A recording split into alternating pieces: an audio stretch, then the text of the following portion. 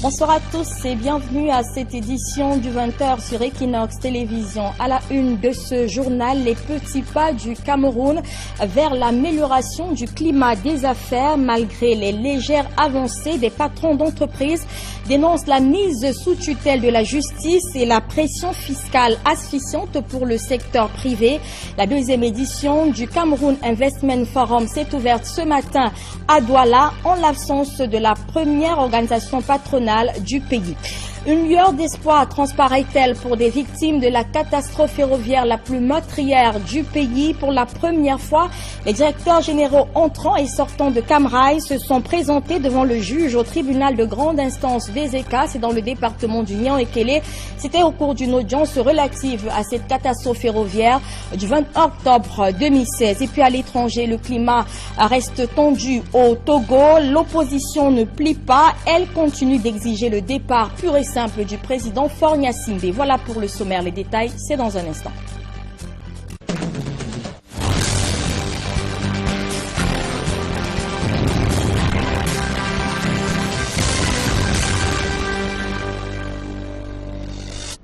Une fois encore, bonsoir à tous et merci d'être en notre compagnie pour cette édition du journal. C'est peut-être une première victoire pour le collectif des avocats des victimes de la catastrophe ferroviaire des ECA. Pour la première fois depuis l'ouverture du procès sur ce déraillement au tribunal de grande instance des ECA dans le département du Nian-Ekele, des responsables de Camrail ont pris part à une audience relative à cette affaire. L'actuel directeur général de l'entreprise ferroviaire et son prédécesseur en fonction au moment des faits en octobre 2016, étaient présents sur le banc des accusés ce mercredi au parquet. Ils ont plaidé non coupables alors que la défense continue de soutenir la thèse de négligence ayant conduit à ce drame ferroviaire le plus important dans l'histoire du pays. Des précisions dans ce reportage de Joël Niemb et Hervé Kemier. La catastrophe ferroviaire des ECA est loin d'avoir livré son épilogue. L'ancien directeur général de Camrail, Didier Van der Bon, et l'actuel patron de la société de transport ferroviaire, qui avaient brillé par leur absence lors de la dernière audience, ont tous répondu présents, comme l'exigeait le collectif des avocats des victimes. Nous remercions déjà le tribunal qui nous avait suivis. Effectivement, ces deux personnalités ont retrouvé leur place dans le box des accusés. Et ce qui compte, ce n'est pas tant qu'ils viennent pour nous faire plaisir, c'est qu'ils répondent effectivement des reproches qui leur seront faites, de l'action qui est menée contre eux, et qu'ils nous disent ce qui s'est passé. Pourquoi n'ont pas pu assumer leurs responsabilités?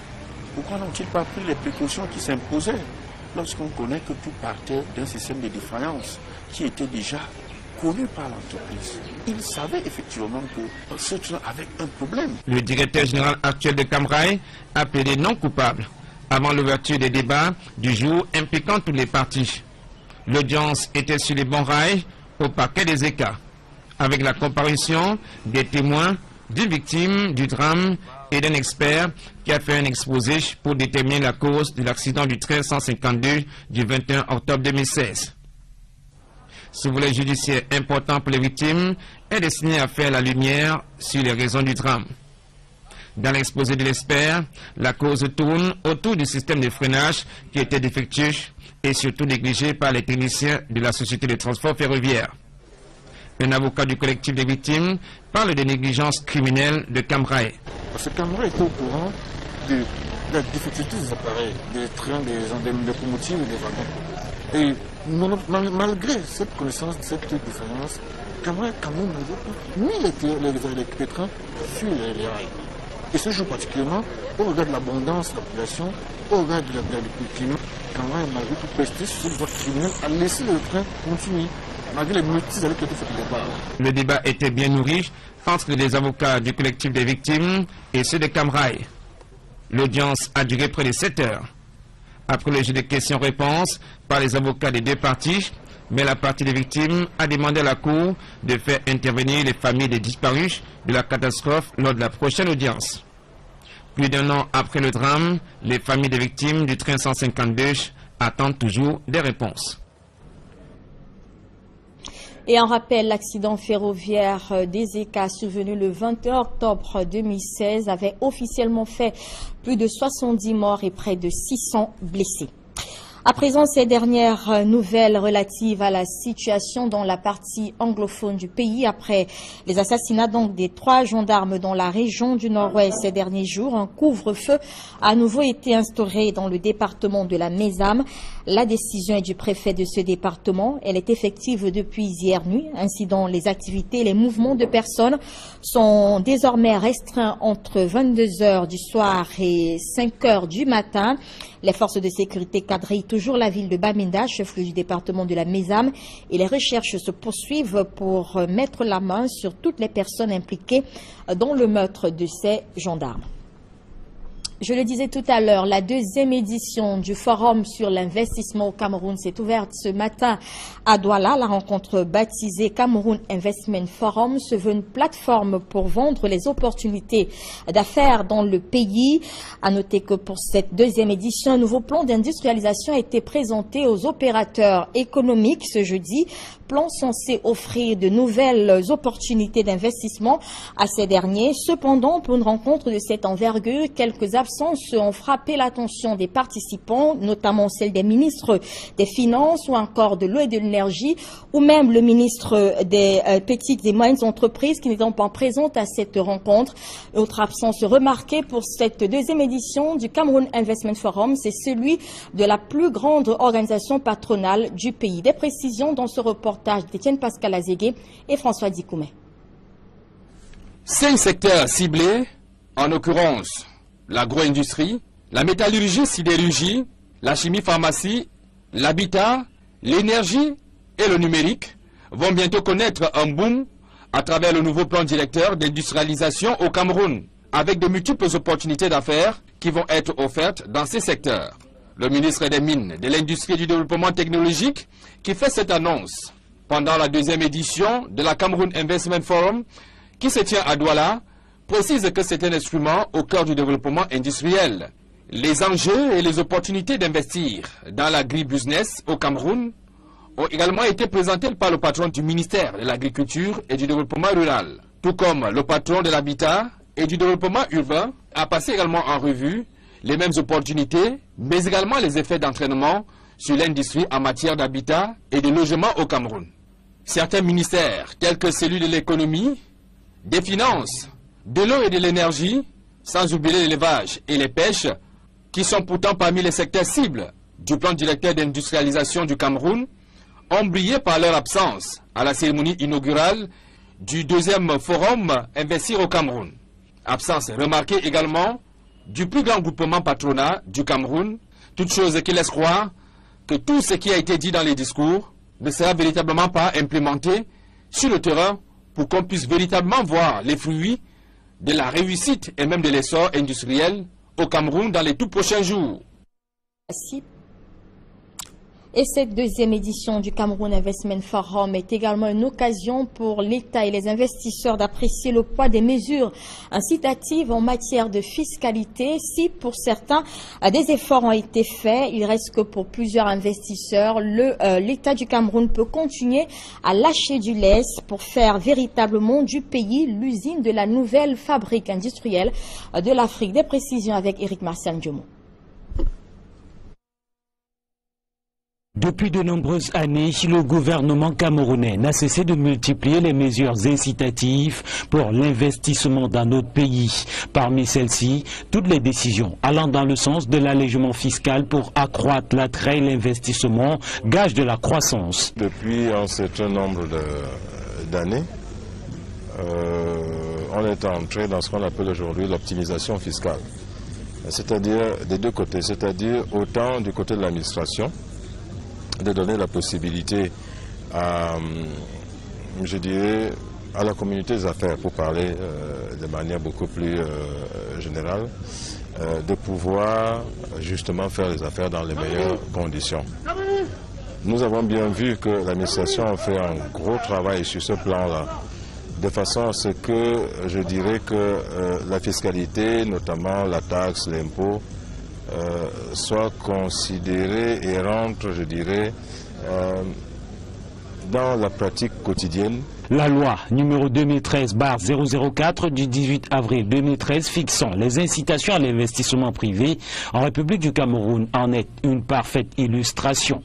Or, ils sont nombreux, les partenaires économiques et au développement au Cameroun qui estiment que beaucoup reste à faire pour stimuler la croissance à travers la réduction de la pression fiscale. Elle est déjà suffisamment attrayante, mais nous pensons que ça peut encore s'améliorer. Suivant les demandes faites par beaucoup d'investisseurs, il y a encore des volets sur lesquels il est possible d'augmenter, n'est-ce pas, certaines incitations. Mais tout ceci doit se faire dans un cadre organisé. Comme vous le savez, nous sommes dans un régime actuellement de redressement de l'économie et il ne faudrait pas que les incitations fiscales noient, n'est-ce pas, les éléments attendus, n'est-ce pas, du développement économique. Au-delà de l'allègement fiscal pour la mise sur pied d'un cadre incitatif aux affaires, les experts pensent que de nombreux efforts sont à faire par le Cameroun dans les domaines de la mise en place d'un cadre juridique compétitif des affaires ou même de celui de la conceptualisation d'une véritable politique industrielle basée sur la transformation des productions locales. Et toujours à ce sujet, la prochaine loi des finances 2018 ouvrira-t-elle la voie à une fiscalité plus soutenable pour les entreprises du secteur privé? C'est en tout cas le vœu qui est formulé par les opérateurs économiques du secteur privé qui ont pris part donc à ce forum sur l'investissement. Ces créateurs de richesses espèrent voir ce texte aboutir aussi sur des mécanismes légaux facilitateurs de l'accès au financement. Plus de précisions avec Donald Agnozoa et François Dikoumé. La loi du 18 juillet 2017 fixant incitation à l'investissement privé au Cameroun. D'abord au marché public, les PME ont difficilement accès au marché public, alors que l'État est le principal fournisseur et le principal client du Cameroun. Et également, l'autre problème que les PME ont, c'est l'accès au financement. Le projet de loi des finances 2018, qui porte ainsi les espoirs des opérateurs économiques camerounais, sera bientôt soumis à l'approbation du Parlement. Et voilà donc ce que nous pouvions dire ce soir en rapport avec ce forum sur l'investissement au Cameroun qui s'est ouvert ce matin dans la capitale économique du pays, Douala. Nous vous parlons hier de ces produits pétroliers déversés dans un drame du quartier de la ville de Douala, quartier Mbopi. Eh bien, 24 heures après, la situation n'a pas beaucoup changé. La forte odeur piquante d'hier a certes diminué, mais elle reste suffisamment présente pour altérer la santé des populations autour de ce quartier. Une odeur suffisamment également qui renseigne sur les risques élevés des cas d'incendie dans cette partie de la ville. Il faut noter qu'une personne a déjà été hospitalisée à la suite de l'inhalation de ces produits. Des précisions avec Sylvestre Hippolyte Zangaou et Farel Bounia. L'odeur des hydrocarbures n'est plus aussi forte, mais toujours présente pour se mélanger à ce repas, à ciel ouvert, juste à proximité de la rivière contaminée. Vendeuse de nourriture, Marie-Thérèse Ességué, après le manque à gagner la veille, refuse de fermer boutique, malgré les risques d'infection qui persistent. Je n'ai même pas préparé beaucoup parce que j'avais peur. Nous tous on se lamentait, on s'inquiétait ici, là, mais qu'est-ce qui va se passer ensemble? C'est ça qui va encore se passer à Douala. Mais qu'est-ce qui se passe? Ce matin, j'ai observé qu'il n'y avait plus assez d'odeur. C'est pour cela que j'ai préparé pour vendre. Dans les rigoles et la rivière Mbopi, ces hydrocarbures sont encore présents, mais la baisse du volume a découragé ceux des habitants du quartier Ngodi qui s'étaient employés à recueillir ces produits pétroliers. Aujourd'hui, ça ne sent plus comme hier, ce n'est plus étouffant comme hier. Ça sent quand même, mais ça ne coule plus comme hier parce que hier, ça coulait bien. Les gars qui puisaient ça, ils ont quand même puisé beaucoup. Beaucoup de gens ont puisé. Les chasseurs de pétrole sont donc partis, mais certains habitants de ce lieu dit, Pongodi, sont tombés malades à cause de la forte odeur de ces hydrocarbures. Depuis hier, ma petite fille est là, comme ma fille s'est à boire ici, est tombée malade. On l'a amenée à l'hôpital. Tous. Moi-même là, moi que je ne fais rien, ma petite machine que j'ai là dehors là, ça m'a rendu tellement fatigué depuis hier. Je ne bouscule pas comme je bousculais pour travailler. Les enquêtes ouvertes par les services de la délégation régionale de l'environnement pour le littoral sont en cours afin de déterminer l'origine de ces hydrocarbures. Rendons-nous à présent à Botmakak. C'est un arrondissement du département du Nyon-Ekele dans la région du centre où les populations ont du mal à se déplacer au quotidien et pour cause, les infrastructures routières dans cette partie du pays sont totalement dégradées et quasiment impraticables. Tenez par exemple, il faut débourser la somme de 2000 francs ou peut-être même 3000 francs CFA pour être transporté sur une distance de 13 km. Une situation qui en rajoute au quotidien déjà difficile les populations de cette localité. Des précisions avec Joël Niembe et Julie Nguyenyonde. Voici la route qui conduit à l'arrondissement de Botmakak, département du Nyon-Ekele, région du centre. Cette route impraticable, remplie de bourbiers, ne cesse de provoquer la colère des habitants. La route est tellement enclavée. Nous sommes totalement bloqués. Nos véhicules qui transportent les passagers, les vivres sont bloqués et toutes les voitures qui passent se gâtent tous les jours. C'est très grave. La route est complètement gâtée. À pied, à moto ou même dans un véhicule de fortune, affronter ce tronçon routier est un véritable parcours de combattants. Même les gros porteurs n'échappent pas à la fureur des mares de boue qui s'étalent le long de la route. Le transport coûte cher, les activités sont au ralenti. Les populations ne savent plus à quel sens se vouer. Actuellement, on prend 2500, 3000. Malgré tout ça, cela ne nous arrange pas. Mais nous sommes obligés de le faire. Mais malgré tout ça, on a toujours des lacunes. Les motos tombent en panne pour le temps. On peut payer la moto une semaine après. Ça devient une vieille moto, on ne comprend même plus. L'autorité préfectorale, dépassée par les événements, confie avoir pris certaines mesures visant à limiter la dégradation de cet axe. Des consignes qui ne sont pas appliquées sur le terrain, affirme le sous-préfet de l'arrondissement de Botmakak. J'ai même pris la décision d'interdire la circulation de camions de plus de 7 tonnes. Mais une décision ne peut être appliquée que s'il y a des gens qui peuvent la faire appliquer. Attendez-vous, ne vous attendez pas à ce que le sous-préfet prenne une décision et qu'il laisse mettre lui-même en route pour l'appliquer. Donc c'est un problème général. Nous, il nous manque des forces de l'ordre pour implémenter les décisions que nous prenons. La situation perdure, la ville se vide progressivement de ses riverains, tous à la recherche des conditions de vie meilleures. Comme Botmakak, elles sont nombreuses ces localités, situées dans l'arrière-pays, qui font face à un manque criard d'infrastructures de base et d'espaces viabilisés. Cap à présent à l'ouest du pays pour faire une immersion dans la prison de Bouda, dans la région de l'Oueston, construite pour abriter 1000 détenus. Cette prison étouffe désormais sous le poids de la saturation et des infrastructures vieillissantes. Jean-Paul Chouniat et Dalash Tchana ont fait un tour dans ce pénitencier. Voici leur reportage. Entrée en service avant les indépendances, la prison coloniale de Bangoutos, rebaptisée prison principale de Bouda, n'échappe pas au phénomène de surpopulation, épineux problème des milieux carcéraux au Cameroun. Prévu pour moins de 200 pensionnaires, le nombre de détenus croît sans cesse. Les plans de personnel sont un peu rassurés parce que nous sommes à peu près 42. Il y a un cadre de population de près de 400 ans. La bâtisse de 63 ans d'existence ne répond plus aux besoins de l'heure. L'ensemble de l'infrastructure affiche de profondes rides de vieillesse, en dépit des coups de peinture lui donnant une mine de jeunesse. On a vu que la cour n'est pas dallée, le quartier féminin n'est pas, les bureaux, tout est à refaire. Il faut reconstruire complètement la prison principale de Bouda. Et si le régisseur de ce pénitencier a mis un accent particulier sur la propreté des toilettes, les conditions de cuisson et le standard des repas servis aux détenus sont bien en deçà des minima de quantité et de qualité. Beaucoup d'améliorations ont été faites dans le cadre de l'alimentation des détenus. Beaucoup reste aussi à faire. Ce sont d'essayer d'attirer l'attention de la recherche à ce sujet. À l'exemple des autres pénitenciers du Cameroun, les détenus de la prison principale de Bouda vivant dans la précarité et la promiscuité souffrent de maladies respiratoires, maladies de la peau, des maux de ventre et le VIH-Sida. Les globules qui s'injectent, quelqu'un, n'est-ce pas, qui a été contaminé et avec la même aiguille, il contamine les autres.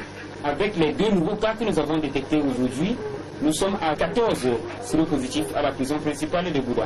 En attendant la réalisation du projet de construction de nouvelles prisons en vue du désengorgement des milieux carcéraux annoncé il y a quelques années, les 42 agents pénitentiaires travaillent dans des conditions intenables. Mais pour combien de temps?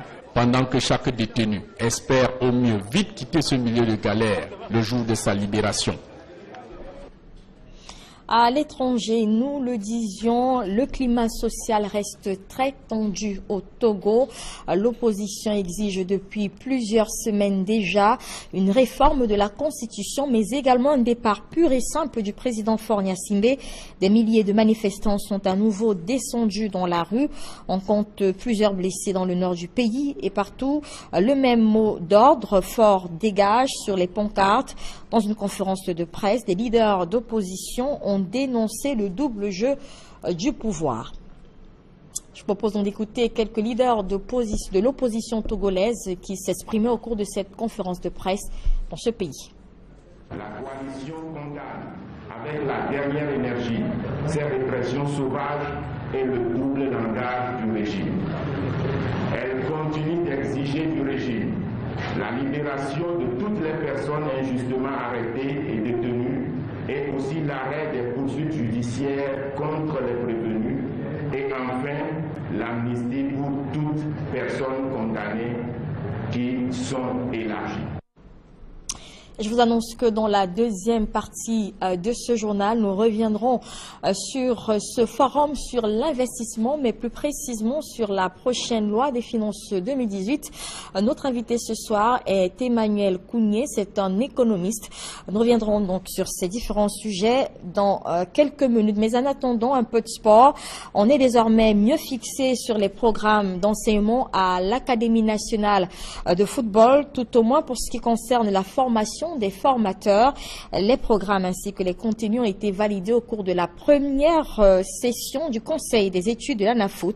La rencontre s'est tenue à Yaoundé avec Cyril et Emmanuel Diop. Avant de rentrer de plein pied dans la formation des jeunes au métier du football, l'Académie nationale de football du Cameroun pense d'abord à la formation des encadreurs. La formation d'abord des chefs de pôle et les chefs de pôle adjoints. On doit les apprendre à faire des rédactions administratives. N'oubliez pas que c'est d'abord des entraîneurs. Ils auront un double rôle, superviser ce qui se passe sur le terrain, parfois aller sur le terrain travailler avec les jeunes et en plus être capable de faire des rapports à tout moment et envoyer du côté de l'ANAFOOT centrale de Yaoundé. Le tout premier conseil des études de l'ANAFOOT s'est tenu à Yaoundé et c'est au terme des travaux que les contenus des programmes d'enseignement des membres et structures qui composent l'ANAFOOT ont été validés. On a pu valider le contenu des programmes, la formation des entraîneurs, le contenu des programmes aussi des éducateurs, aussi des séminaires pour les médecins sportifs, les kitmasters. Donc, en grosso modo, pour les 10 pôles, nous avons validé tous les programmes. Les contenus des programmes d'enseignement validés, l'on annonce pour décembre le début des stages de détection des jeunes qui seront par la suite inscrits à l'Académie nationale de football du Cameroun. Le sport comme vecteur de la paix à Bertoua. 50 encadreurs venus de différentes régions du pays se sont retrouvés dans cette ville de l'Est du Cameroun. Ils sont venus se former sur la thématique de la paix et du sport dans cette partie du Cameroun. L'initiative qui regroupe les associations étrangères résidant au Cameroun vise à faire du sport un gage de la paix et de résolution des crises sociales qui sous-tendent donc le Cameroun. Benjamin Issam pour les détails. Une cinquantaine d'encadreurs sportifs venus des régions de l'extrême nord et de l'est viennent de passer 4 jours dans la capitale régionale, Bertoua.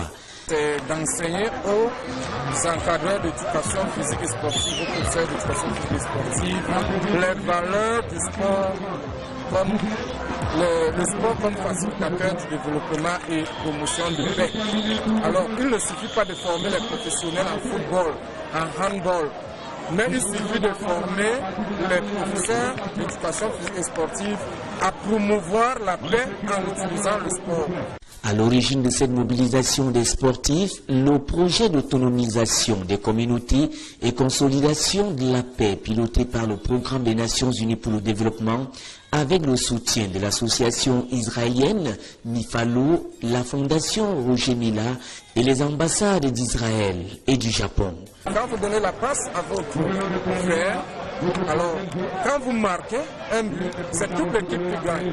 Alors je dois comprendre que dans une société, j'ai toujours besoin de l'autre. Donc il faut promouvoir l'esprit d'équipe.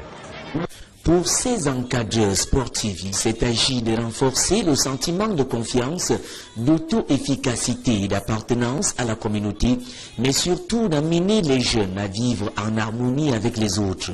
Souvent, quand on organise un match, il faut d'abord appeler peut-être les services de sécurité, la police, les gendarmes, les militaires pour sécuriser l'endroit. Sinon, quand vous faites une activité simple sans sécurité, vous ne pouvez pas protéger.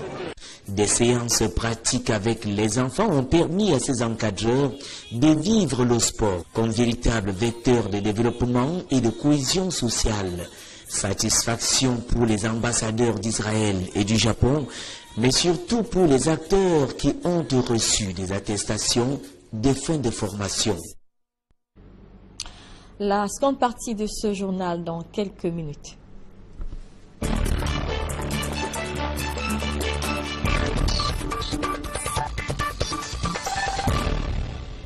Je vous le disais tout à l'heure, ce soir, nous avons l'honneur d'avoir sur notre plateau M. Emmanuel Kounié. Bonsoir.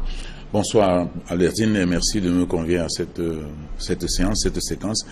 Et bonsoir également à tous vos téléspectateurs. Merci d'avoir accepté l'invitation d'Equinox Télévision. Je rappelle que vous êtes économiste et le principal sujet au centre de nos échanges, c'est donc le projet de loi de finances 2018, projet qui sera le principal centre d'attraction dès la prochaine session parlementaire de novembre qui s'ouvre le 14 novembre prochain. Mais avant d'en arriver à ce projet-là, quelques questions sur des sujets d'actualité. Nous venons de voir l'ouverture ce matin à Douala du Cameroun Investment Forum. Alors, est-ce que pour vous, cette plateforme aux côtés des autres qui existaient déjà, telles que justement le Business Forum ou encore la conférence économique, ont un impact sur les performances économiques du pays? Oui, ce qui est un peu embêtant, c'est que ces forums se tiennent, des résolutions se prennent, mais on est déçu parfois de constater que les résolutions ne sont pas toujours mises en application. Vous savez, lors du dernier Business Forum, Cameroun Business Forum, ici à Douala, il y a eu plusieurs résolutions qui ont été prises. Bon, on ne ressent pas, n'est-ce pas, les effets, n'est-ce pas, de la mise en œuvre de ces résolutions. Et bon, je crois que ceux qui sont en charge de toutes ces décisions-là qui sont prises doivent faire des efforts pour que, n'est-ce pas, toutes ces réunions qu'on fait, tous ces mouvements qu'on met en œuvre, qu'on essaie de faire, puissent produire des effets. Donc, je pense que ce qui s'est ouvert ce matin est un forum, je crois que c'est le deuxième, puisqu'il y a le deuxième, voilà. Et la dame qui préside qui a au four et moulin dans cette affaire fait beaucoup d'efforts parce que je crois que cette fois, elle a fait appel à beaucoup de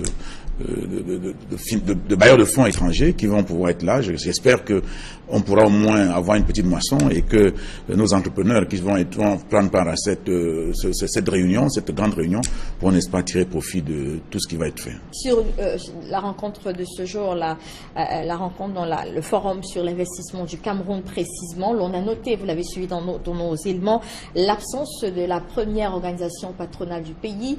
Est-ce que pour vous, c'est un handicap pour une telle rencontre? Non, c'est un handicap. C'est un handicap parce que moi, je crois que cette organisation est celle qui doit pouvoir, n'est-ce pas, faire venir les entrepreneurs de qualité, les entrepreneurs de bon niveau, qui puissent, n'est-ce pas, discuter avec ceux de l'étranger qui sont arrivés et qui doivent pouvoir, au sortir de ce forum, nouer des relations qui vont pouvoir permettre qu'on puisse tirer profit de ce qui va être fait. Donc, je crois que, bon, ça n'a peut-être pas été ça, mais il faudrait tout simplement que le travail se fasse sérieusement pour que les quelques entrepreneurs qui vont être là-bas puissent tirer profit. Parce que dans un mouvement comme celui-là, il faudrait absolument qu'on puisse, n'est-ce pas, voir la moisson par la suite. Alors, vous parlez de ces forums qui, selon vous, ne participent pas beaucoup à améliorer donc les performances économiques du pays. Vous n'avez pas, par exemple, mentionné le dernier classement Doing Business dans lequel l'on apprend que le Cameroun a quand même gagné 3 places. Est-ce que pour vous, ce n'est pas un indicateur de ce que le climat des affaires s'améliore quand même quelque peu? Non, je crois que ce n'est pas un indicateur suffisant. Quand on gagne quelques places, il y a de se poser des questions, la question de savoir si c'est les autres qui ont reculé ou si c'est nous qui avions avancé. Donc le fait de gagner une place ou 2 places ne peut absolument rien prouver. Moi, je crois que il y a des indicateurs beaucoup plus sérieux, beaucoup plus palpables comme cela. Par exemple, quand les affaires avancent, on voit comment le produit intérieur brut avance. On voit par exemple comment la croissance se développe, on voit comment les activités, le chômage recule, etc. Or chez nous, c'est pas le cas. Donc nous ne pouvons pas nous attarder sur des épiphénomènes comme cela. Je crois qu'il y a lieu pour nous, n'est-ce pas, de réfléchir sur ce qui est important et d'éviter, n'est-ce pas, de nous cramponner sur des sujets qui n'ont aucune valeur économique. Alors au cours de cette première journée, donc la rencontre, vous l'avez suivi, les opérateurs économiques du secteur privé ont majoritairement déploré la pression fiscale qui paralyse encore leurs activités. L'État qui a donc besoin de ressources, comment est-ce que l'État pourrait procéder pour avoir plus de ressources mais sans asphyxier ces entreprises? Non, mais l'État, lui, pense qu'il faudrait trouver les recettes fiscales pour pouvoir, n'est-ce pas, réaliser ses objectifs. Et moi, je crois que ce que l'État doit faire, c'est peut-être créer des taxes, mais il faudrait, au même moment, pendant qu'on crée des taxes, essayer de voir dans quelle mesure on peut aller aussi dans le sens, n'est-ce pas, de faciliter la tâche même fiscale aux entreprises qui peuvent nous permettre, n'est-ce pas, de créer l'activité. Parce que si les entreprises peuvent créer l'activité, ce n'est pas normal de faire pression sur eux au point que, n'est-ce pas, ils puissent peut-être fermer les portes. Donc, moi je crois que... payer ces taxes-là, elles seront appliquées à... Oui, il faut, vous savez, la taxe doit être appliquée sur la taxe doit être appliquée sur ceux qui ont un peu plus de moyens. Il faudrait que ceux qui ont un peu plus de moyens payent un peu plus. Bon, vous voyez chez nous par exemple, vous allez aller dans des zones périphériques de la ville de Douala, vous allez voir des immeubles qui poussent, vous avez des gens qui ont beaucoup d'argent et qui ne payent rien à l'État. Ceux qui sont en train de travailler un peu, on fait pression sur eux, ce n'est pas normal. Il faudrait que l'État essaie de voir dans quelle mesure il peut faire en sorte que son assiette touche ceux qui ont de l'argent et surtout ceux qui ont de l'argent, qui ont un train de vie qui leur permet, n'est-ce pas, d'engager, de manipuler beaucoup d'argent et non, n'est-ce pas, ceux qui se mettent en activité et qui peuvent, n'est-ce pas, qui créent l'emploi, qui font en sorte que l'économie puisse tourner. Parce qu'il est démontré que chez nous, il y a une masse monétaire qui circule dans la périphérie du cycle économique. L'État doit pouvoir, n'est-ce pas, s'orienter vers cette voie-là pour pouvoir voir comment taxer cette masse. Et d'ailleurs, cette masse monétaire, cette masse, ces fonds qui circulent dans la périphérie du cycle économique sont des fonds issus de la corruption qui sont détenus majoritairement par les fonctionnaires. Donc, moi, je crois que l'État doit orienter sa réflexion dans ce sens plutôt que de matraquer, n'est-ce pas, les opérateurs économiques dont nous avons besoin de leurs services pour pouvoir, n'est-ce pas, faire marcher notre économie, relever notre économie. Et voilà qui me donne une bonne transition pour parler justement de ce projet de loi de finances. L'un des éléments les plus frappants de ce projet qui sera donc à la table des députés dès le 14 novembre prochain, c'est l'augmentation de l'enveloppe budgétaire de plus de 140 milliards de francs CFA. C'est donc ce qui transparaît donc à la première mouture de ce projet. Comment est-ce que vous comprenez cet additif? Oui, cet additif, cette augmentation, comme si vous regardez sérieusement, vous allez voir que pendant qu'il y a cette augmentation, il y a aussi l'augmentation, n'est-ce pas, de la dette. De la dette. C'est-à-dire que la dette est passée de 700 milliards à 1000 milliards. C'est-à-dire que nous avons un budget de 4500 milliards et poussière avec le service de la dette qui coûte à lui seul 1027 milliards. C'est-à-dire presque 25% de ce budget-là. Donc si vous augmentez la dette, c'est-à-dire que vous vous engagez à prêter beaucoup, il est tout à fait normal. D'ailleurs, vous allez voir que le revenu du secteur pétrolier a baissé de 495 milliards à 387 milliards, dont une baisse de près de 108 milliards. Et malgré cette baisse, le budget a plutôt augmenté. Parce que l'État a pensé qu'il faudrait prêter davantage, il faudrait des emprunts et ils vont prêter davantage et en ce moment, ça va relever le budget. Mais ce relèvement de budget ne signifie absolument rien, nous endettons et puis cette dette est en train de plomber notre budget. Je sais que on entend souvent certains économistes ou certaines personnes, certains fonctionnaires nous dire que le Cameroun n'est pas très endetté parce que notre dette est de l'ordre de 30% de notre PIB. Mais il faut noter que cette dette est mal négociée. Parce que le mécanisme de remboursement de cette dette fait en sorte que le service de la dette est très lourd et ça plombe notre budget. Aujourd'hui, 1027 milliards de francs comme service de la dette pour un budget de 4500 milliards, cela veut dire que le service de la dette le poste le plus élevé de nos dépenses. Donc c'est des situations qu'il faut essayer de voir parce que si notre budget reste dans cette posture-là, il risque de se plomber par ce service de la dette que nous sommes obligés de réaliser parce que nous avons le Fonds monétaire international sur le dos et c'est d'ailleurs un service, comment dirais-je, c'est un service de recouvrement de la dette extérieure dont nous sommes tenus de trouver les 1027 milliards, ce qui fait que si nous ne réalisons pas en recette notre budget dans l'intégralité, nous risquons, n'est-ce pas, de ne rien faire parce que nous aurons des problèmes du fait, n'est-ce pas, que la dette est la priorité. Est-ce que vous partagez l'avis de certains de vos collègues économistes également qui ont estimé qu'un budget de plus de 4500 milliards pour le Cameroun n'est pas assez réaliste et qu'il ne reflète pas le potentiel économique réel du pays? Oui, mais dès lors que l'État cette année va encore s'endetter de près de 1000 et poussières de milliards, si l'État réalise ses prêts, l'État pourra peut-être pas réaliser le budget à 100%. D'ailleurs, il faudrait que nous voyions le compte de règlement de l'exercice 2017 pour savoir à quel niveau, n'est-ce pas, le budget de l'exercice 2017 a été réalisé pour pouvoir faire la projection sur 2018. Tous ces éléments, nous ne les avons pas, mais en réalité, notre économie aujourd'hui a des difficultés et ce n'est un secret pour personne. Nous sommes rentrés dans les APE, nous avons des problèmes sécuritaires, nous avons même un autre problème qui accourt aujourd'hui, qui est le problème anglophone, qui fait que nos relations avec le Nigeria, pour ce qui est de nos exportations, connaissent quelques difficultés, ce qui fait que l'économie a des problèmes, notre économie a des problèmes, et si nous augmentons notre budget à ce niveau, mais il faut noter que pendant que nous augmentons notre budget de 140 milliards, nous avons augmenté notre dette de 300 milliards, et nous avons diminué nos recettes pétrolières de 108 milliards, ce qui veut dire qu'on est presque resté sur place. Alors, l'on annonce, on va sortir par là également une exonération de la TVA sur les prêts d'une valeur inférieure à 2 millions accordés par les établissements de microfinance de première catégorie à leurs membres. Est-ce que les chefs d'entreprise devraient être un peu contents de cette innovation? Mais madame, vous parlez de près de moins de 2 millions, vous dites. C'est peut-être une avancée quand même. Oui, c'est une avancée, mais je crois que si on veut poser des actes, il faut poser des actes sensibles. Parce qu'en réalité, ça n'aura aucun impact sur notre économie. Moi, je dis, les microfinances d'ailleurs ne sont pas des structures qui ont vocation, n'est-ce pas, de faire des prêts. Les prêts doivent être faits par les banques qui peuvent, n'est-ce pas, escompter le crédit au niveau de la banque centrale. Les microfinances ont les dépôts de leurs clients. Ces dépôts n'ont pas vocation d'être prêtés parce que les dépôts sont en vue. Donc, quand on fait tout ça, c'est mettre un peu du vernis sur quelque chose qui ne marche pas. C'est donc un projet de la finance devrait être amendé pour vous? Non, moi je crois que on ne devrait même pas en parler. Merci à vous, Emmanuel Kounié, d'être venu ce soir. Vous êtes économiste. Merci d'avoir répondu aux questions de Equinox Télévision.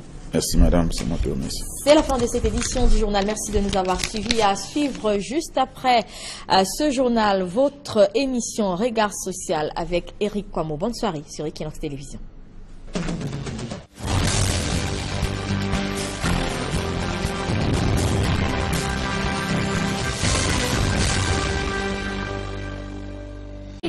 Qui contamine les autres. Avec les 2 nouveaux cas que nous avons détectés aujourd'hui, nous sommes à 14 séropositifs à la prison principale de Bouda. En attendant la réalisation du projet de construction de nouvelles prisons en vue du désengorgement des milieux carcéraux annoncé il y a quelques années, les 42 agents pénitentiaires travaillent dans des conditions intenables. Mais pour combien de temps? Pendant que chaque détenu espère au mieux vite quitter ce milieu de galère le jour de sa libération. À l'étranger, nous le disions, le climat social reste très tendu au Togo. L'opposition exige depuis plusieurs semaines déjà une réforme de la Constitution, mais également un départ pur et simple du président Faure Gnassingbé. Des milliers de manifestants sont à nouveau descendus dans la rue. On compte plusieurs blessés dans le nord du pays et partout. Le même mot d'ordre, Faure dégage, sur les pancartes. Dans une conférence de presse, des leaders d'opposition ont dénoncé le double jeu du pouvoir. Je propose donc d'écouter quelques leaders de l'opposition togolaise qui s'exprimaient au cours de cette conférence de presse dans ce pays. La coalition condamne avec la dernière énergie ces répressions sauvages et le double langage du régime. Elle continue d'exiger du régime la libération de toutes les personnes injustement arrêtées et détenues et aussi l'arrêt des poursuites judiciaires contre les prévenus et enfin l'amnistie pour toutes personnes condamnées qui sont élargies. Je vous annonce que dans la deuxième partie de ce journal, nous reviendrons sur ce forum sur l'investissement, mais plus précisément sur la prochaine loi des finances 2018. Notre invité ce soir est Emmanuel Kounié, c'est un économiste. Nous reviendrons donc sur ces différents sujets dans quelques minutes. Mais en attendant, un peu de sport.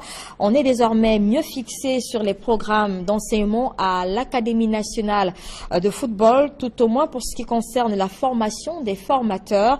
Les programmes ainsi que les contenus ont été validés au cours de la première session du Conseil des études de l'ANAFOOT. La rencontre s'est tenue à Yaoundé avec Cyril et Emmanuel Diop. Avant de rentrer de plein pied dans la formation des jeunes au métier du football, l'Académie nationale de football du Cameroun pense d'abord à la formation des encadreurs. La formation d'abord des chefs de pôle et les chefs de pôle adjoints. On doit les apprendre à faire des rédactions administratives. N'oubliez pas que c'est d'abord des entraîneurs. Ils auront un double rôle, superviser ce qui se passe sur le terrain, parfois aller sur le terrain travailler avec les jeunes et en plus être capable de faire des rapports à tout moment et envoyer du côté de l'ANAFOOT centrale de Yaoundé. Le tout premier conseil des études de l'ANAFOOT s'est tenu à Yaoundé et c'est au terme des travaux que les contenus des programmes d'enseignement des membres et structures qui composent l'ANAFOOT ont été validés. On a pu valider le contenu des programmes, la formation des entraîneurs, le contenu des programmes aussi des éducateurs, aussi des séminaires pour les médecins sportifs, les kitmasters. Donc, en grosso modo, pour les 10 pôles, nous avons validé tous les programmes. Les contenus des programmes d'enseignement validés, l'on annonce pour décembre le début des stages de détection des jeunes qui seront par la suite inscrits à l'Académie nationale de football du Cameroun. Le sport comme vecteur de la paix à Bertoua. 50 encadreurs venus de différentes régions du pays se sont retrouvés dans cette ville de l'Est du Cameroun. Ils sont venus se former sous la thématique de la paix et du sport dans cette partie du Cameroun. L'initiative qui regroupe les associations étrangères résidant au Cameroun vise à faire du sport un gage de la paix et de résolution des crises sociales qui sous-tendent donc le Cameroun. Benjamin Issam pour les détails. Une cinquantaine d'encadreurs sportifs venus des régions de l'extrême nord et de l'est viennent de passer 4 jours dans la capitale régionale, Bertoua. C'est d'enseigner aux encadreurs d'éducation physique et sportive, aux conseils d'éducation physique et sportive, les valeurs du sport, comme le sport comme facilitateur du développement et promotion de paix. Alors, il ne suffit pas de former les professionnels en football, en handball, mais il suffit de former. Et rentre, je dirais, dans la pratique quotidienne. La loi numéro 2013/004 du 18 avril 2013 fixant les incitations à l'investissement privé en République du Cameroun en est une parfaite illustration. Or, ils sont nombreux, les partenaires économiques et au développement au Cameroun qui estiment que beaucoup reste à faire pour stimuler la croissance à travers la réduction de la pression fiscale. Elle est déjà suffisamment attrayante, mais nous pensons que ça peut encore s'améliorer. suivant les demandes faites par beaucoup d'investisseurs, il y a encore des volets sur lesquels il est possible d'augmenter, n'est-ce pas, certaines incitations. Mais tout ceci doit se faire dans un cadre organisé. Comme vous le savez, nous sommes dans un régime actuellement de redressement de l'économie et il ne faudrait pas que les incitations fiscales noient, n'est-ce pas, les éléments attendus, n'est-ce pas, du développement économique. Au-delà de l'allègement fiscal pour la mise sur pied d'un cadre incitatif aux affaires, les experts pensent que de nombreux efforts sont à faire par le Cameroun dans les domaines de la mise en place d'un cadre juridique compétitif des affaires ou même de celui de la conceptualisation d'une véritable politique industrielle basée sur la transformation des productions locales. Et toujours à ce sujet, la prochaine loi des finances 2018 ouvrira-t-elle la voie à une fiscalité plus soutenable pour les entreprises du secteur privé? C'est en tout cas le vœu qui est formulé par les opérateurs économiques du secteur privé qui ont pris part donc à ce forum sur l'investissement. Ces créateurs de richesse espèrent voir ce texte aboutir aussi sur des mécanismes légaux facilitateurs de l'accès au financement. Plus de précisions avec Donald Agnozoa et François Dikoumé. La loi du 18 juillet 2017 fixant incitation à l'investissement privé au Cameroun. D'abord au marché public, les PME ont difficilement accès au marché public, alors que l'État est le principal fournisseur et le principal client du Cameroun. Et également, l'autre problème que les PME ont, c'est l'accès au financement. Le projet de loi des finances 2018, qui porte ainsi les espoirs des opérateurs économiques camerounais, sera bientôt soumis à l'approbation du Parlement. Et voilà donc ce que nous pouvions dire ce soir en rapport avec ce forum sur l'investissement au Cameroun qui s'est ouvert ce matin dans la capitale économique du pays, Douala. Nous vous parlons hier de ces produits pétroliers déversés dans un drain du quartier de la ville de Douala, quartier Mbopi. Eh bien, 24 heures après, la situation n'a pas beaucoup changé. La forte odeur piquante d'hier a certes diminué, mais elle reste suffisamment présente pour altérer la santé des populations autour de ce quartier. Une odeur suffisamment également qui renseigne sur les risques élevés des cas d'incendie dans cette partie de la ville. Il faut noter qu'une personne a déjà été hospitalisée à la suite de l'inhalation de ces produits. Des précisions avec Sylvestre Hippolyte Zangaou et Farel Bounia. L'odeur des hydrocarbures n'est plus aussi forte, mais toujours présente pour se mélanger à ce repas, à ciel ouvert, juste à proximité de la rivière contaminée. Vendeuse de nourriture, Marie-Thérèse Ességué, après le manque à gagner la veille, refuse de fermer boutique, malgré les risques d'infection qui persistent. Je n'ai même pas préparé beaucoup parce que j'avais peur. Nous tous on se lamentait, on s'inquiétait ici, là, mais qu'est-ce qui va se passer ensemble? C'est ça qui va encore se passer à Douala. Mais qu'est-ce qui se passe? Ce matin, j'ai observé qu'il n'y avait plus assez d'odeur. C'est pour cela que j'ai préparé pour vendre. Dans les rigoles et la rivière Mbopi, ces hydrocarbures sont encore présents, mais la baisse du volume a découragé ceux des habitants du quartier Ngodi qui s'étaient employés à recueillir ces produits pétroliers. Aujourd'hui, ça ne sent plus comme hier, ce n'est plus étouffant comme hier. Ça sent quand même, mais ça ne coule plus comme hier parce que hier, ça coulait bien.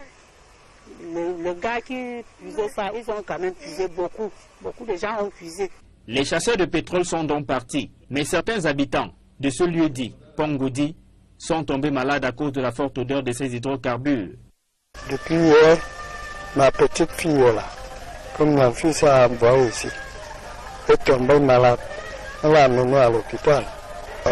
Tous. Moi-même là, moi que je ne fais rien, ma petite machine que j'ai là dehors là, ça m'a rendu tellement fatigué depuis hier. Je ne suis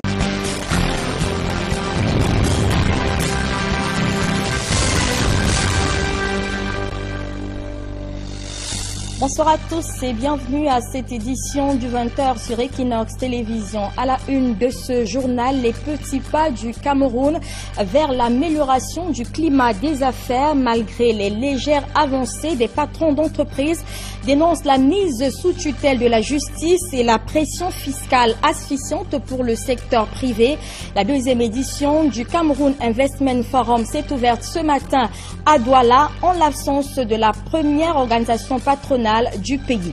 Une lueur d'espoir transparaît-elle pour des victimes de la catastrophe ferroviaire la plus meurtrière du pays? Pour la première fois, les directeurs généraux entrant et sortant de Camrail se sont présentés devant le juge au tribunal de grande instance des ECA, c'est dans le département du Nian-Ekele. C'était au cours d'une audience relative à cette catastrophe ferroviaire du 20 octobre 2016. Et puis à l'étranger, le climat reste tendu au Togo. L'opposition ne plie pas, elle continue d'exiger le départ pur et simple du président Faure Gnassingbé. Voilà pour le sommaire, les détails, c'est dans un instant.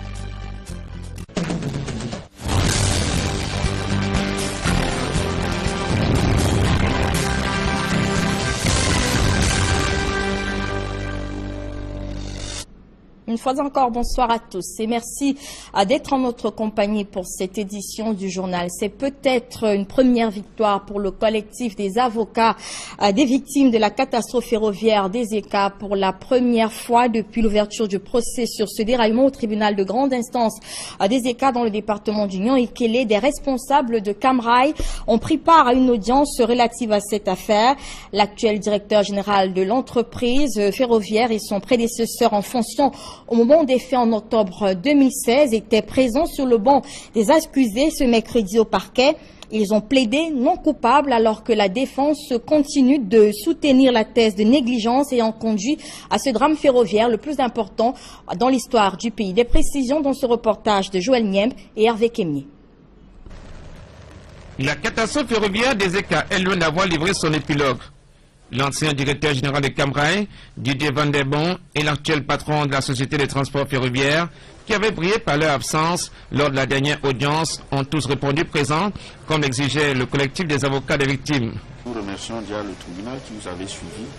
Effectivement, ces deux personnalités ont retrouvé leur place dans le box des accusés.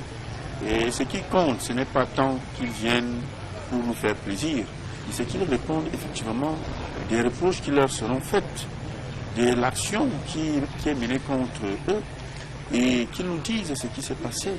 Pourquoi ils n'ont pas pu assumer leurs responsabilités? Pourquoi n'ont-ils pas pris les précautions qui s'imposaient lorsqu'on connaît que tout partait d'un système de défaillance qui était déjà connu par l'entreprise? Ils savaient effectivement que ceux avaient un problème. Le directeur général actuel de Camrail a plaidé non coupable avant l'ouverture des débats du jour impliquant toutes les parties. L'audience était sur les bons rails au parquet des ECA, avec la comparution des témoins, d'une victime du drame et d'un expert qui a fait un exposé pour déterminer la cause de l'accident du train 152 du 21 octobre 2016. Ce volet judiciaire important pour les victimes est destiné à faire la lumière sur les raisons du drame. Dans l'exposé de l'expert, la cause tourne autour du système de freinage qui était défectueux et surtout négligé par les techniciens de la société de transport ferroviaire.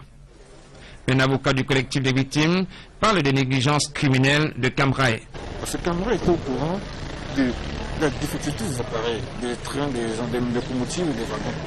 Et malgré cette connaissance de cette différence, Camrail quand même mis les trains sur les rails. Et ce jour particulièrement, au regard de l'abondance de la population, au regard du climat, Camrail, malgré tout prestige sur le voie criminel, a laissé le train continuer, malgré les multiples années qui ont été faites départ. Le débat était bien nourri entre les avocats du collectif des victimes et ceux de Camrail. L'audience a duré près de 7 heures. Après le jeu de questions-réponses par les avocats des deux parties, mais la partie des victimes a demandé à la Cour de faire intervenir les familles des disparus de la catastrophe lors de la prochaine audience. Plus d'un an après le drame, les familles des victimes du train 152 attendent toujours des réponses.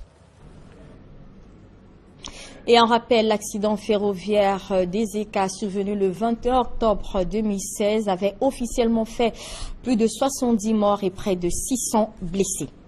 À présent, ces dernières nouvelles relatives à la situation dans la partie anglophone du pays après les assassinats donc des 3 gendarmes dans la région du Nord-Ouest ces derniers jours. Un couvre-feu a à nouveau été instauré dans le département de la Mézame.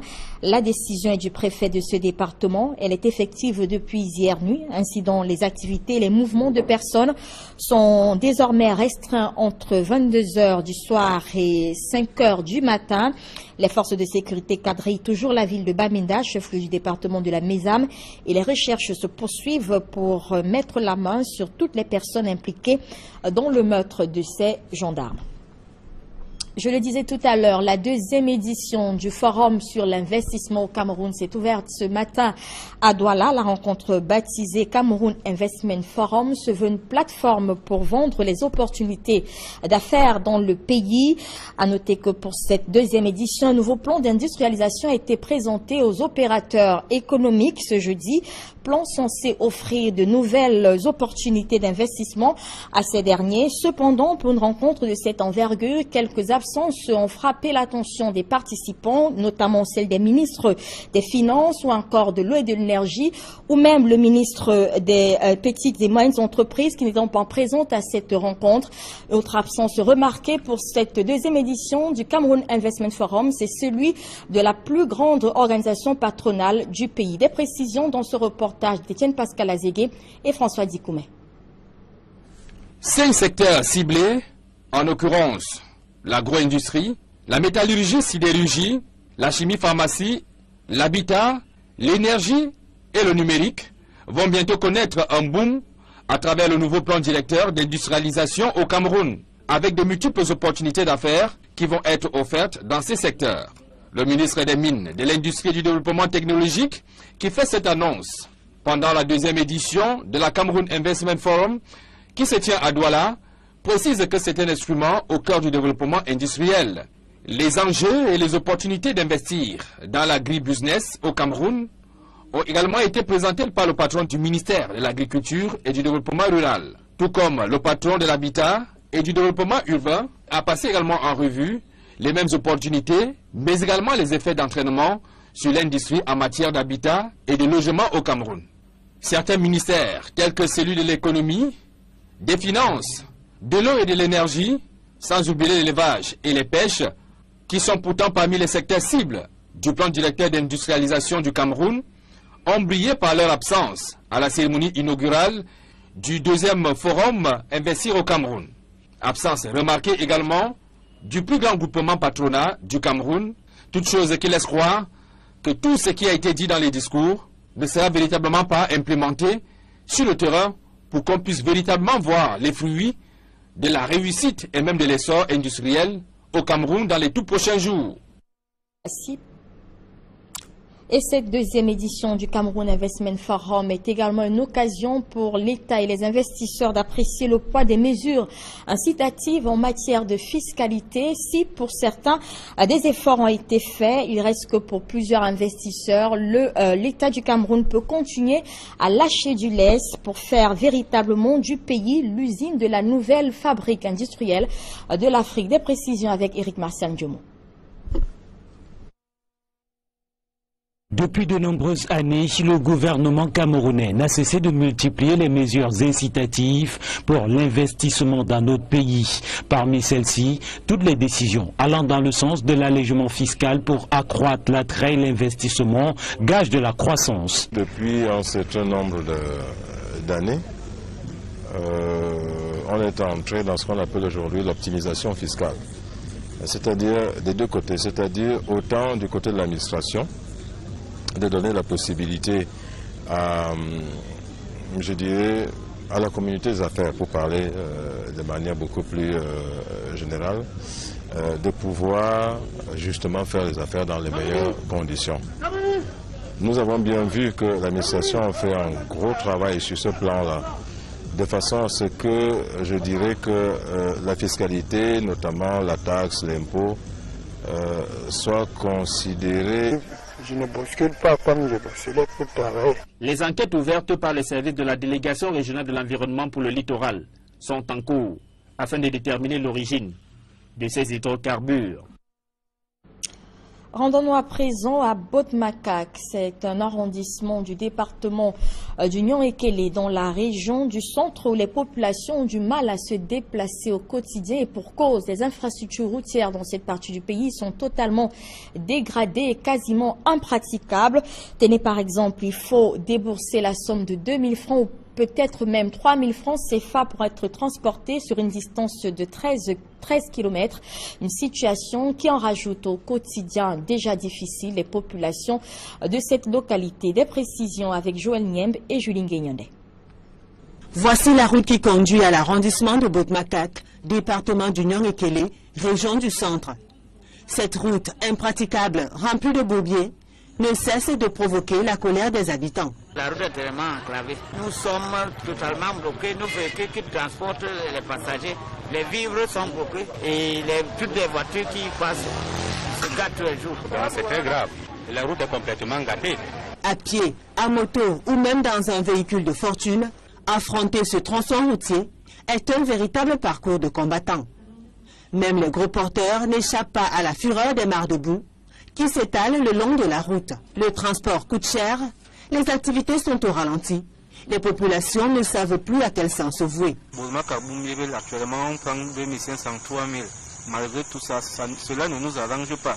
Mais nous sommes obligés de le faire. Mais malgré tout ça, on a toujours des lacunes. Les motos tombent en panne pour le temps. On te paye la moto une semaine après. Ça devient une vieille moto, on ne comprend même plus. L'autorité préfectorale, dépassée par les événements, confie avoir pris certaines mesures visant à limiter la dégradation de cet axe. Des consignes qui ne sont pas appliquées sur le terrain, affirme le sous-préfet de l'arrondissement de Bot-Makak. J'ai même pris la décision d'interdire la circulation de camions de plus de 7 tonnes. Mais une décision ne peut être appliquée que s'il y a des gens qui peuvent la faire appliquer. Attendez-vous, ne vous attendez pas à ce que le sous-préfet prenne une décision et qu'il laisse mettre lui-même en route pour l'appliquer. Donc c'est un problème général. Nous, il nous manque des forces de l'ordre pour implémenter les décisions que nous prenons. La situation perdure, la ville se vide progressivement de ses riverains, tous à la recherche des conditions de vie meilleures. Comme Bot-Makak, elles sont nombreuses ces localités, situées dans l'arrière-pays, qui font face à un manque criard d'infrastructures de base et d'espaces viabilisés. Cap à présent à l'ouest du pays pour faire une immersion dans la prison de Bouda, dans la région de l'Oueston, construite pour abriter 1000 détenus. Cette prison étouffe désormais sous le poids de la saturation des infrastructures vieillissantes. Jean-Paul Chouniat et Dalash Chana ont fait un tour dans ce pénitencier. Voici leur reportage. Entrée en service avant les indépendances, la prison coloniale des Bangoutos, rebaptisée prison principale de Bouda, n'échappe pas au phénomène de surpopulation, épineux problème des milieux carcéraux au Cameroun. Prévu pour moins de 200 pensionnaires, le nombre de détenus croît sans cesse. Les plans de personnel sont un peu rassurés parce que nous sommes à peu près 42. Il y a un cadre de population de près de 400 âmes. La bâtisse de 63 ans d'existence ne répond plus aux besoins de l'heure. L'ensemble de l'infrastructure affiche de profondes rides de vieillesse, en dépit des coups de peinture lui donnant une mine de jeunesse. On a vu que la cour n'est pas dallée, le quartier féminin n'est pas, les bureaux, tout est à refaire. Il faut reconstruire complètement la prison principale de Bouda. Et si le régisseur de ce pénitencier a mis un accent particulier sur la propreté des toilettes, les conditions de cuisson et le standard des repas servis aux détenus sont bien en deçà des minima de quantité et de qualité. Beaucoup d'améliorations a été fait dans le cadre de l'alimentation des détenus. Beaucoup reste aussi à faire. Ce sont d'essayer d'attirer l'attention de la recherche à ce sujet. À l'exemple des autres pénitenciers du Cameroun, les détenus de la prison principale de Bouda vivant dans la précarité et la promiscuité souffrent de maladies respiratoires, maladies de la peau, des maux de ventre et le VIH-Sida. Les globules qui s'injectent, quelqu'un, n'est-ce pas, qui a été contaminé et avait la même